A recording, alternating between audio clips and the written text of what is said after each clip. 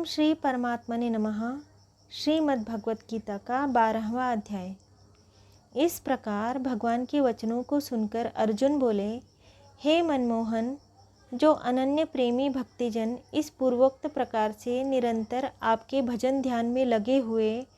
आप सगुण स्वरूप परमेश्वर को अति श्रेष्ठ भाव से उपासते हैं,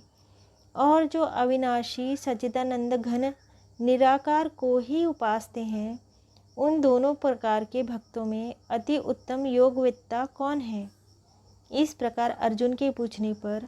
श्री कृष्ण भगवान बोले, हे अर्जुन, मेरे में मन को एकाग्र करके निरंतर मेरे भजन ध्यान में लगे हुए जो भक्तजन अतिशय श्रेष्ठ श्रद्धा से युक्त हुए मुझ सगुण रूप परमेश्वर को भजते हैं, वे मेरे को योगियों से भी अति उत्तम योगी मान्य हैं। अर्थात मैं उनको अति श्रेष्ठ मानता हूँ। और जो पुरुष इंद्रियों के समुदाय को अच्छी प्रकार वश करके मन बुद्धि से परे सर्वव्यापी अकथनीय स्वरूप और सदा एक रस रहने वाले नित्य अचल निराकार अविनाशी सच्चिदानंद घन ब्रह्म को निरंतर एक ही भाव से ध्यान करते हुए उपासते हैं, वे संपूर्ण भूतों के हित में रत हुए और सब में समान भाव वाले योगी भी मेरे को ही प्राप्त होते हैं। किंतु उन सच्चिदानंद घन निराकार ब्रह्म में आसक्त हुए चित्त वाले पुरुषों के साधन में लेश अर्थात परिश्रम विशेष है, क्योंकि देहाभिमानियों से अव्यक्त विषयक गति दुख पूर्वक प्राप्त की जाती है। अर्थात जब तक शरीर में अभिमान रहता है तब तक शुद्ध सच्चिदानंद घन निराकार ब्रह्म में स्थिति होनी कठिन है। और जो मेरे परायण हुए भक्तजन संपूर्ण कर्मों को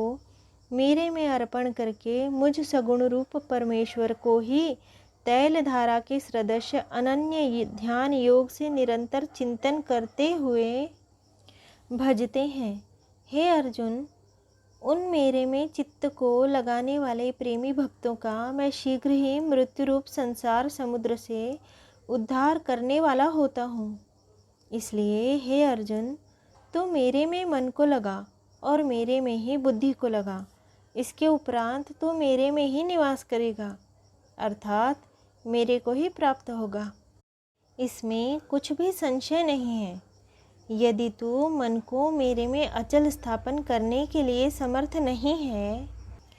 तो हे अर्जुन, अभ्यास रूप योग के द्वारा मेरे को प्राप्त होने के लिए इच्छा कर। यदि तू ऊपर कहे हुए अभ्यास में भी असमर्थ है, तो केवल मेरे लिए कर्म करने के लिए ही पारायण हो। इस प्रकार मेरे अर्थ कर्मों को करता हुआ भी मेरी प्राप्ति रूप सिद्धि को ही प्राप्त होगा। और यदि इसको भी करने के लिए असमर्थ है, तो जीते हुए मन वाला और मेरी प्राप्ति रूप योग के शरण हुआ सब कर्मों के फल का मेरे लिए त्याग कर, क्योंकि मर्म को न जानकर किए हुए अभ्यास से परोक्ष ज्ञान श्रेष्ठ है, और परोक्ष ज्ञान से मुझ परमेश्वर के स्वरूप का ध्यान श्रेष्ठ है, तथा ध्यान से भी सब कर्मों के फल का मेरे लिए त्याग करना श्रेष्ठ है, और त्याग से तत्काल ही परम शांति प्राप्त होती है। इस प्रकार शांति को प्राप्त हुआ जो पुरुष सब भूतों में द्वेष भाव से रहित तथा स्वार्थ रहित, सबका प्रेमी और हेतु रहित दयालु है, तथा ममता से रहित एवं अहंकार से रहित, सुख दुखों की प्राप्ति में सम और क्षमावान है, अर्थात अपराध करने वालों को भी अभय देने वाला है,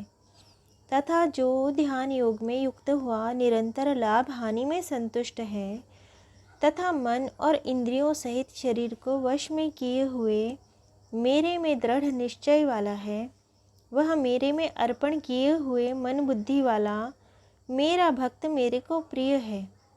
जिसके कोई भी जीव उद्वेग को प्राप्त नहीं होता है,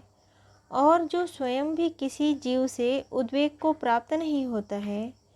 तथा जो हर्ष अमर्ष भय और उद्वेग आदि से रहित है, वह भक्त मेरे को प्रिय है। जो पुरुष आकांक्षा से रहित तथा बाहर भीतर से शुद्ध और चतुर है, अर्थात जिस काम के लिए आया था उसको पूरा कर चुका है, एवं पक्षपात से रहित और दुखों से छूटा हुआ है, वह सर्व आरंभों का त्यागी अर्थात मन, वाणी और शरीर द्वारा प्रारब्ध से होने वाले संपूर्ण स्वाभाविक कर्मों में कर्तापन के अभिमान का त्यागी मेरा भक्त मेरे को प्रिय है, जो न कभी हर्षित होता है, न द्वेष करता है, न शोक करता है, न कामना करता है, तथा जो शुभ और अशुभ संपूर्ण कर्मों के फल का त्यागी है, वह भक्तियुक्त पुरुष मेरे को प्रिय है। जो पुरुष शत्रु मित्र में और मान अपमान में सम है तथा सर्दी गर्मी और सुख दुखादि में द्वंद्वों में सम है और सब संसार में आसक्ति से रहित है, तथा जो निंदा स्तुति को समान समझने वाला और मननशील है, अर्थात ईश्वर के स्वरूप का निरंतर मनन करने वाला है, एवं जिस किसी प्रकार से भी शरीर का निर्वाह होने में ही सदा ही संतुष्ट है और रहने के स्थान में ममता से रहित है, वह स्थिर बुद्धि वाला भक्तिमान पुरुष मेरे को प्रिय है। और जो मेरे परायण हुए अर्थात मेरे को परम आश्रय और परम गति एवं सबका आत्मस्वरूप और सबसे परे परम पूज्य समझकर विशुद्ध प्रेम से मेरी प्राप्ति के लिए तत्पर हुए श्रद्धायुक्त पुरुष इस ऊपर कहे हुए धर्ममय अमृतमय निष्काम भाव से सेवन करते हैं, वे भक्त मेरे को अतिशय प्रिय हैं। इति श्रीमद्भगवत गीता रूपी उपनिषद एवं ब्रह्म विद्या तथा योग शास्त्र विषयक श्री कृष्ण और अर्जुन के संवाद में भक्ति योग नामक 12वां अध्याय।